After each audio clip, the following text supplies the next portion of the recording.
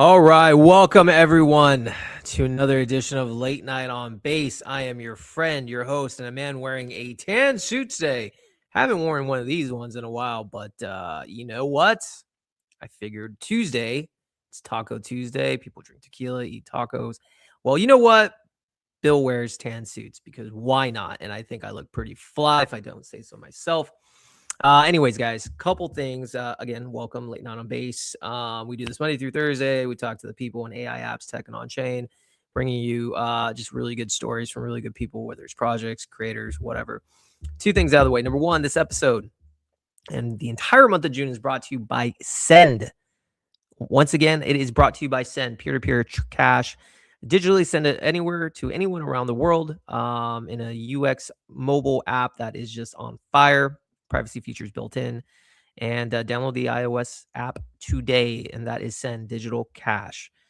Also, I do need to put a disclaimer. Anything that I say on this show, any projects that I bring on, it is not financial advice. I'm not telling you to buy anything. I'm not telling you to do literally anything. I'm just bringing on people who I think are cool. And, you know, there have been some people out there like, oh, Bill, you must buy tokens and dump it on your show. First of all, no. I don't got swag like that. Number one. Number two, that's illegal. And number three, I'm literally do not want to be responsible for any of your money. I just like to talk to cool people. I didn't think that. I thought that was kind of a given, but it seems like people may have been mistaken. So nothing I say is financial advice. All right. 110 people already tuning in. Appreciate you. We need at least 2K. Otherwise, my mom thinks I am a failure. So today it's a good show. You know, I'm really excited about this one because we have Connor Holliman is going to be on. And we have Melted Mindz. Now, Connor's story is really interesting to me because he is a former Base employee. And if you guys don't know, about a month ago, a lot of them got laid off. 15% of people from Base, Coinbase, got laid off with the rise of AI, which is kind of going to become commonplace for all these bigger companies.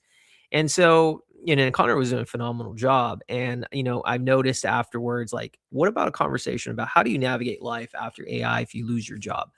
Because I think millions of people around the world are going to kind of experience that. Sadly, it just is what it is. So while, you know, Connor and others, you know, get severances, but at the end of the day, how do you navigate? And I think he would have a great story, and he's working on his brand, and he was really good at what he does. So I'll get good insight from him. And we have Melted Mindz on. You know, he is a really cool individual who is all about building different stuff in the space. He has a new project that has something to do about peptides, and I do like peptides, so that really caught my interest. So I was like, you know what? Let's do it, Melted. Get you on. Other than that, we're going to bring Connor up in a second. Biggest news of the day is Morpho raising $175 million. That was the first thing I saw. Wild. That is absolutely wild. If you think about it, numbers going down for prices, but I mean, when you're able to raise $175 million in this industry, I think that was the biggest one ever in DeFi. I could be mistaken. It's showcasing and showing that this industry is stronger than ever, even though prices don't reflect it. This is just insanely bullish for the industry as a whole. So man, and I'd be very curious to know what exactly are investors getting with Morpho with this raise, because I think all the tokens are diluted or sent out. I think the foundation doesn't own any. I don't know. I've heard about that. So there's no equitable part. So are they buying tokens OTC? I don't know, but interesting nonetheless. All right, let's get out of the way, and let's just get to the show. Why don't we? Let's bring up Mr. Connor Holliman. How are you doing, sir? I am doing well. You're looking good in that tan suit, Bill. Thank you, man. Thank you. You know, I haven't worn this. I literally have not worn this in like 4 years, man. And I'm just like, I looked at it. I was like, let's bring it on for Connor's show, baby. Let's go. I appreciate that. All right, so Connor, listen, man, I gave a little intro, but you know, let's just tell the audience right now. We have 358 plus people tuning in. Maybe they're not familiar with Base because again, it's not just a Base show. Talk to us, man. Who is Connor? What are some of your interests? And you know, who are you? Yeah, absolutely. So, as you said, I'm Connor Holliman. I am former Coinbase and Base recruiter / growth person. I was doing a lot of ecosystem growth for Coinbase and Base in general.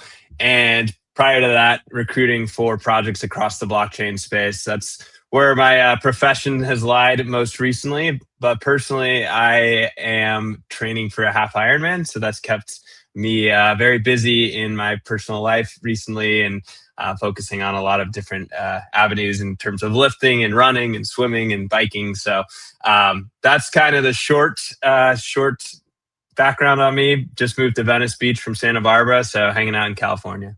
Oh, dude. Well, we're neighbors. I'm in Marina Del Rey. We should grab coffee sometime.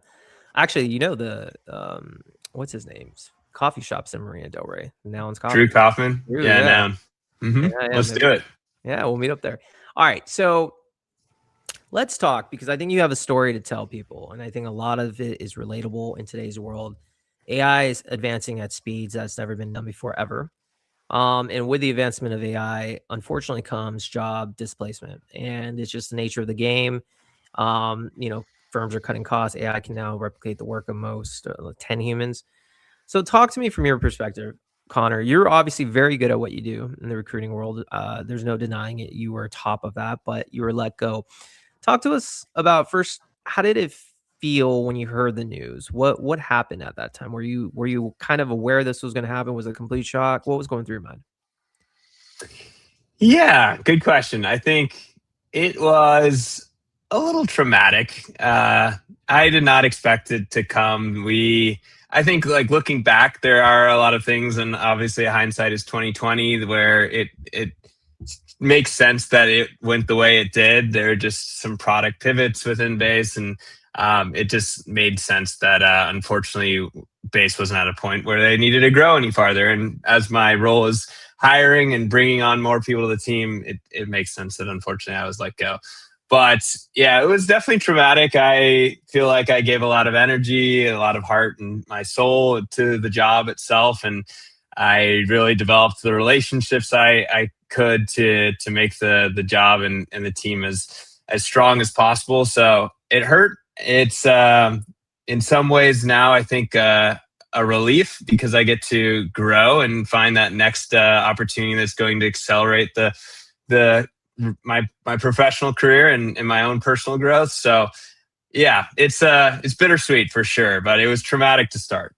Absolutely. No, I can imagine it's traumatic. Just not knowing the fear of the unknown is kind of scary. But as you say, that's a good outlook, man. It's it could be a blessing in disguise, because now you can find the next role and you can work on your fitness goals and stuff. Okay. So that experience happened, and now, like I said, thousands and millions of people around the world. In Coinbase, it was 15%, so you weren't the only one, but millions around the world are getting displaced. Walk me through, how do you shift the mentality to be like, okay, this happened, this is a shock, to now focusing on, I need to pick back myself up. Do you take the route of like, hey, I have a severance, I'm just going to relax and do my thing for 4 months and not worry about it? Or are you more along the lines of like, no, I need to pick myself up instantly? How did you navigate that part? Yeah, it's a good question. So unfortunately, I was on a team that, as a contractor recruiter, we didn't get any severance. So unfortunately, I am one of the few that I'm not receiving that. But I have been fortunate enough to be in this space for a while and making creative savings for myself. And so I have money to work off of. I have some runway that I can work through while this period of instability is happening in my life. But that being said, I think it's very new to me, and so I'm navigating it as someone who never experienced it before is, or would be. And when I initially got laid off, I made a post and I had a lot of inbound interest. A lot of people reached out within that first week of me being laid off. I had, I don't know, 25 different interviews. So I had a lot of different companies and a lot of different teams that were interested in chatting and potentially bringing me on. I obviously took those because I felt like I was ready to explore what was out there. And I have gone through most of those processes at this point. I've received a couple offers, and I just haven't found anything that I feel 100% excited about yet. I think there are obviously a couple ways to approach it. When I invested so much of my energy into Base, I feel like having it end so suddenly, it's hard for me to like get invested and want to jump back into a new company and a new project without actually like feeling like I really love the opportunity. So when I've navigated this market, it's like there are some great opportunities out there. I just haven't found anything that I'm like truly in love with yet. And I think it's kind of a blessing in that sense as well. It's like maybe I don't have the severance, I do have runway to work off of.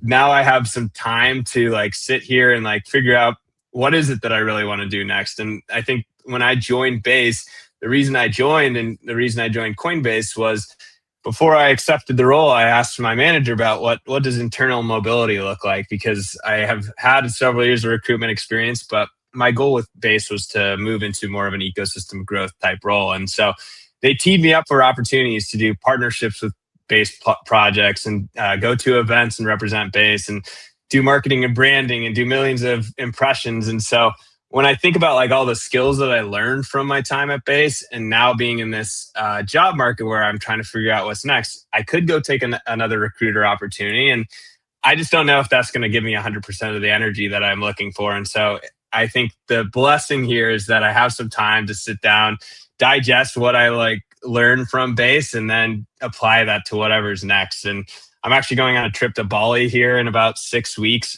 And so when I was thinking about these other offers, didn't really make sense to accept something and then go out of office for like 3 weeks. So taking it as a learning lesson, some time to just like really find myself and figure out what's going to give me a lot of energy in my next role. Yeah. Well, it's a good thing you have savings then, huh? It sure is. Yeah. I mean, I talked to my financial advisor several years ago. He's like, you should have 3 to 6 months worth of savings. I talked to my friend's dad recently, and he's like, you should probably have 2 years worth of savings. And so I think that will be my next goal. If this ever happens again, I can spend 2 years traveling and hanging out. Yeah, for sure. Okay, well, that's good. You're at a point now where you learned a lot from Coinbase and it excited you, and and because you've created savings, you don't necessarily have to take the first thing offered if your soul and your heart isn't into it. And I think that is important. One of the things that I noticed that you wrote about, you wrote the other day, the best thing you can do in your professional life is build a network you can rely on, because they'll do everything they can support you when life doesn't go to plan. Talk to me. Why is networking so important in your eyes? Yeah, I kind of to backtrack here. I kind of fell into recruitment early on in my career, and I didn't realize how much of an impact it would have on my career and as a whole. But over the last 4.5 years working in this space, I've been able to make a lot of relationships. And so when the layoff came, I had hundreds, maybe 1,000 plus people reach out and want to either like talk or like share their condolences or share job opportunities. And so I think one thing I realized last year with like putting out content and like building a community and building a network and like being like a voice for a community and network is that along with the networking piece of it, like I was building a brand. And so when the layoff came, there were opportunities that were coming to me. And I think that's the important part of the networking in general, is that you don't necessarily have to go the traditional route of applying to jobs if you're faced with a layoff. And that's where I've been trying to focus my energy right now, is not necessarily go and apply to jobs, but like talk to whoever I know in the network, figure out what's necessary in terms of their hiring right now, or if they know people that are looking to hire. Because I do think one thing that I have taken to heart, especially from Coinbase, is that a lot of the hiring done at Coinbase, and I think this is true across tech in general, is from warm referrals and not cold outreach. So the more that you can stand out by like creating a network that will go to bat for you, the better off you're going to be in your professional life, but just in general too. Like my mental health is much better through this because I have a lot of people that have done some outreach and are looking out for me.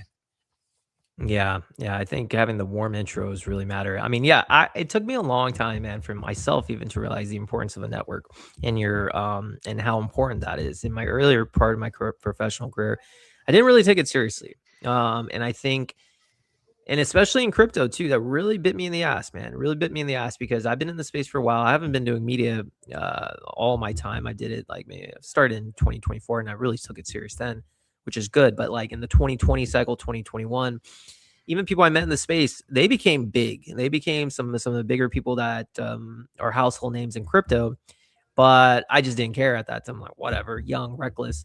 And it's just, opportunities come with people in your network that you may not have known about. They know things that go to bat for you. So I absolutely agree with you. And I think to every entrepreneur, building or creating, or just even if you're in the traditional workforce, start building your network, because you never know when you can rely on them. So that's good advice. Connor, let me ask you this now too. One of the things that caught my attention is you talking about personal branding. How is that, I guess, going for you right now? Why are you focusing on building your personal brand? Why is it important? Yeah, I think there are several reasons. First reason is something I preached a lot of last year while at base, and that's in your own life, you can do one of two things, especially outside of your career, and that's building or creating. And I think with AI, the opportunities are endless in both lanes. Building, when I think say building, I mean like build an app or build a project, build something that's going to benefit your life, or like a side project in general that may like provide you more money. The other is creating, and creating, when I think about creating, I think about creating content. And I think it's important because the traditional resume in my eyes is kind of dying in some senses. It's like, obviously everyone has a resume, but not everyone is out there and like building a brand around themselves. And those are the kind of people that companies want to hire. I think it's the reason that I was fortunate enough to have so much inbound interest when I made my layoff post was I've been posting consistently over the last year and a half with, and it was something that I realized somewhat early on with Coinbase too, is like, I have this, for lack of a better word, this pedestal with Coinbase. I have the branding, the backing of Coinbase. I might as well use it to help build my own personal brand. And so with that, I've started finding a lot of energy in like posting hiring content and posting content about Base and what's going on in the ecosystem. And after losing that, I think there's, it's been a little bit of a challenge this year. I made a goal for myself to post something every single day. And so I'm still trying to figure out like what's effective right now. What's top of mind in my life recently. It's only been a little over a month since the layoff. So it's been a lot of reflecting, I think, a lot of inspirational posts, as my girlfriend puts it. Just trying to inspire myself and inspire any others that are in the same lane right now. I think longer term, when I think about personal brand as well, is like, what can you do to stand out from the crowd? Well, if you want a job at an AI company, post about AI. If you want a job at a crypto company, post about crypto. All this being said is show that you're an industry expert. And that's the thing that I tried to channel into my recruitment in general, is like, a lot of recruiters are transactional recruiters, but recruiters get a bad rep. And if you can actually like prove that you're an industry expert and you know what you're talking about by posting content, like, why not? And so I think it's just a great way to step outside the resume and like show that you're more than just whatever your job function is. Do you think, putting on your recruiter hat, would you give advice to potential applicants to start creating a brand from day one? Do you think it gives them an advantage in the hiring process for certain jobs? I would say 100%. Obviously, it depends on what kind of content you're putting out. I think some content is better than others, and I think you got to iterate on it. I was a history major, and so like writing comes very easily to me, and I like the function of editing and making something sound grammatically correct. So I do think that like it's something you have to work at.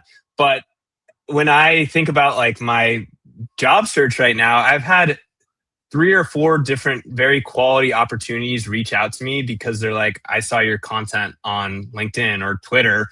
And I've had conversations and connections started because of that. So like, to me, there's no downsides of it. Obviously, if you're like talking poorly on something, like that might be to your detriment. But if you're like talking holistically, talking about something, whether that's like, for me, it's like, I talk about fitness, I talk about like AI, I talk about crypto.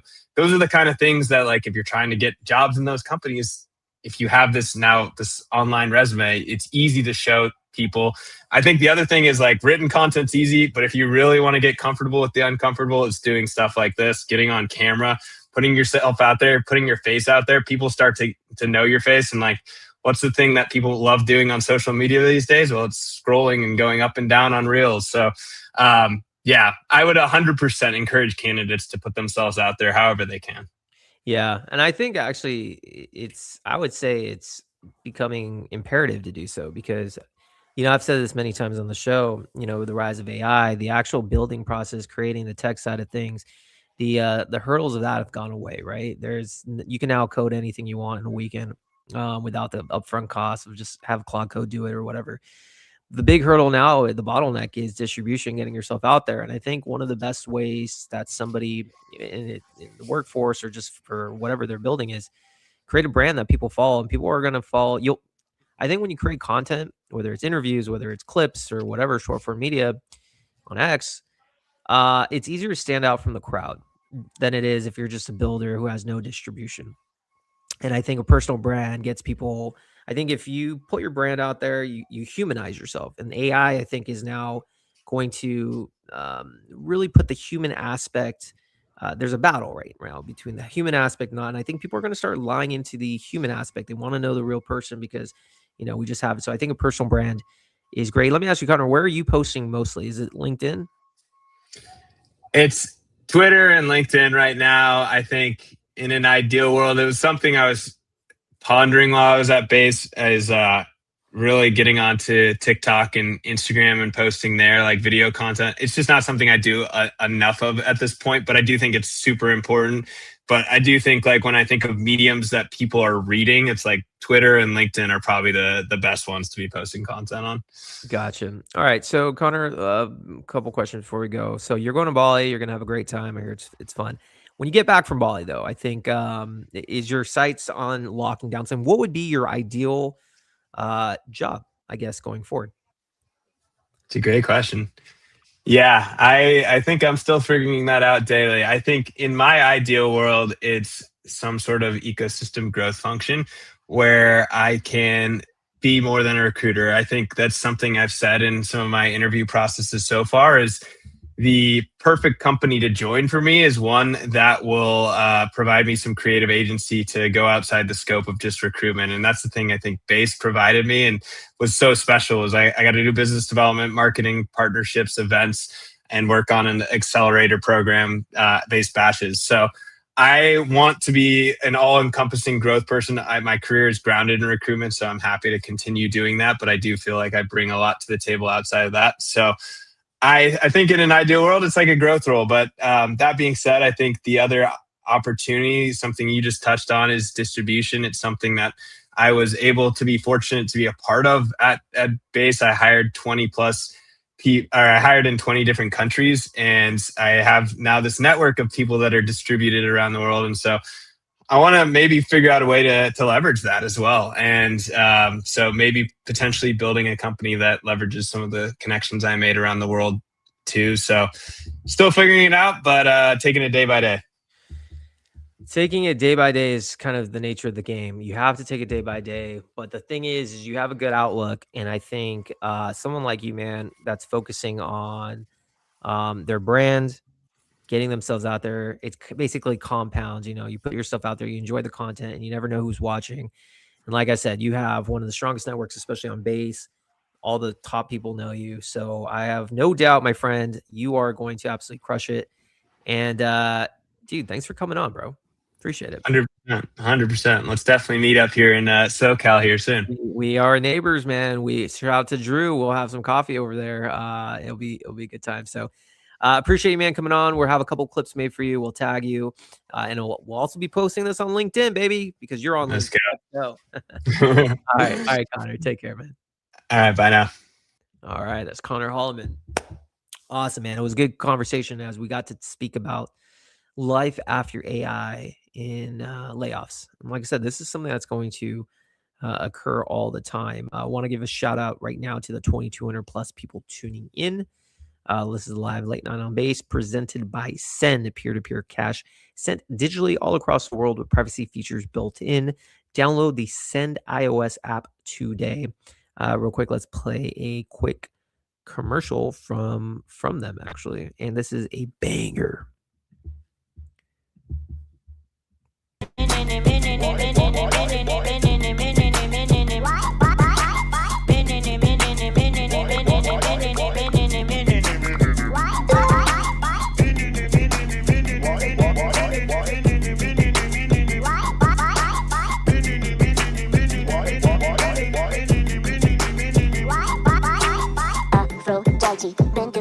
Dionysus, Hera, Hermes, Icarus, Narcissus, Medusa, Ephasos, Ashalala, Sisus, Minerva, Incubus. I love it when you couscous. Aphrodite, Ventus, Chaos, Dionysus, Hera, Hermes, Icarus, Narcissus. All right, that is send. That is send. All right, 2,300 plus people tuning in. And again, shout out to the people over on the arena. It's a little quiet out there. I feel Elric though, always there, man. Elric, let's get you on the show. When are we doing it? Elric, let's get you on the show, bro. Come on. Show me love. I show you love tenfold. I do appreciate you. We actually have a bunch of AVAX guys coming up next, probably the next 2 weeks. So stay tuned for that. Got some good ones. I want to like infiltrate this AVAX community. I need to get them. Anyways, Melted unfortunately has some family issue right now, so let me know. So he will not be able to join. So I think we'll wrap it up. Nothing else really much out there, but we'll be back on it tomorrow and on Thursday. And guess what? Then on Monday and on Tuesday and Wednesday. Listen, the market sucks. I get it. But keep on clicking buttons, guys, and keep on being in this industry because, like I said, you don't raise 170 plus million if this industry was nothing. So the future is bright for blockchain. Struggling right now with prices, better times ahead. And once again, nothing I ever say is financial advice. Just keep that in mind. Toodles, everyone. See you tomorrow.